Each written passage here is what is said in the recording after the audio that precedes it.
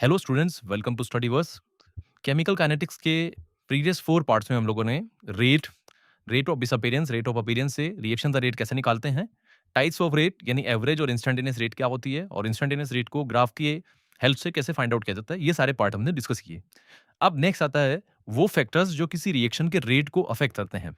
तो रिएक्शन की जो रेट है वो रिएक्टेंट की कंसंट्रेशन को चेंज करने से बदलती है, टेम्परेचर के चेंज होने से बदलती है, कैटलिस्ट के प्रेजेंस से बदलती है। टेम्परेचर कैटलिस्ट का इफेक्ट हम आगे जाके पढ़ेंगे। Right now we are discussing about the effect of concentration of reactants और प्रोडक्ट ऑन द रेट।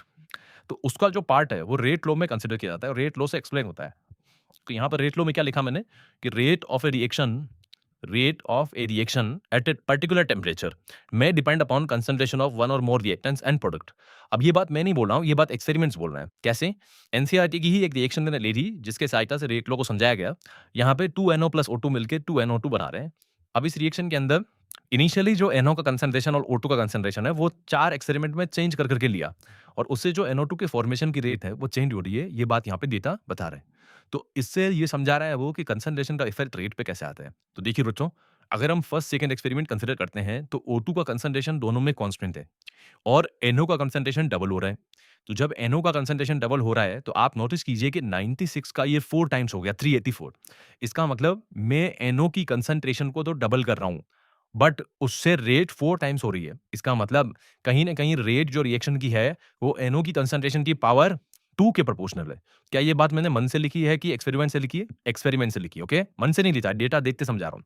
फिर हम लेंगे उसके बाद वाला कोई एक्सपेरिमेंट जिसमें O2 चेंज हो रहा हो और NO आपका सेम रहे। एक काम करते हैं, हम लोग ले लेते हैं फर्स्ट और थर्ड।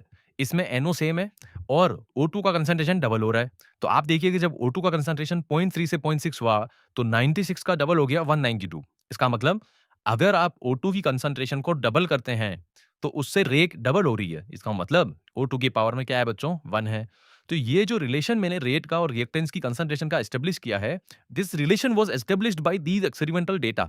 तो एक्सपेरिमेंटल डेटा से रिएक्शन की रेट और कंसंट्रेशन ऑफ रिएक्टेंट्स के बीच में जो रिलेशन लाते हैं, that mathematical relation is called rate law. अब यहाँ पे प्रोपोर्शनलिटी हट जाएगी तो क्या आ जाएगा? कांस्टेंट। और इस तरह से हमारे पास इस रिएक्शन का रेट लॉ कुछ ऐसा आ गया। क्या अब आप रेट लॉ को समझ पा रहे हैं कि रेट लॉ एक रिएक्शन के रिएक्टेंट्स की या प्रोडक्ट की कंसंट्रेशन था, रेट पर क्या इफेक्ट आ सकता है उसको समझाता है। It's a mathematical and experimental law and experimentally determine किया जाता है। इसके बाद वाले शॉर्ट्स में हम इसके अंदर जो पावर्स हैं इनको ऑर्डर बोलते हैं और मॉलिक्यूलरिटी क्या होती है, इन सब बातों के बारे में डिस्कस करेंगे। Thank you.